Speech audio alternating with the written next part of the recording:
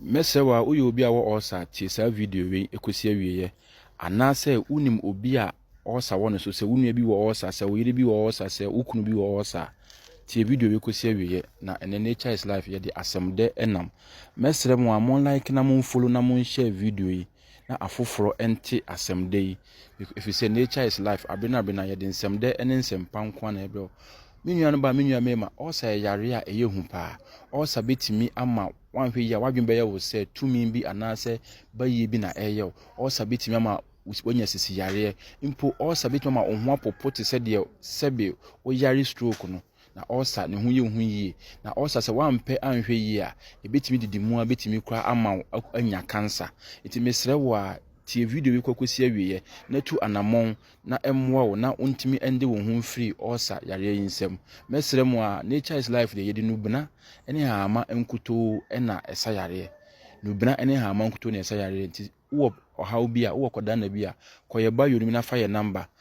na frɛ yen na ye nubedi nkomo ayenam tumi ene ahoɔden a obo ade da domi so bema wade wo ho na watimi anya anije ewo abrabo yi mu se wo bi a wo osa mesre wo atie video wi ama me gina hu ye frɛ no red jatrofa ha ni din di red jatrofa anase enkandedwa kokko red jatrofa anase enkandedwa kokko wo osa duro kese obeye ne sen obetete ahama yi bi obetete ne nwura yi bebre na odi agu aboboa no ama nawo mesre wa emfangu owiem fagu aboboa no ema endry dry na enwu pa na sinu abewadua mu obesinu abewadua mu kosi se ebefe na aye powder na fe udi agu container mu kama na odi asiwo na anopa bia wo sori a wasa atre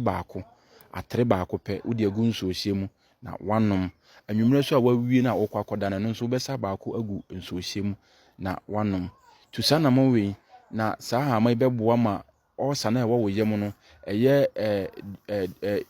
stomach ulcer anase impo wo peptic ulcer ana impo wo intestinal ulcer ni nyina ebeboa ama ekuro no awu na wade wo ho na sane ebe ya wonso wani ebeji wa abrabo mu tuasa na monwe na frɛ nature is life na fa aseda ebreye yedamase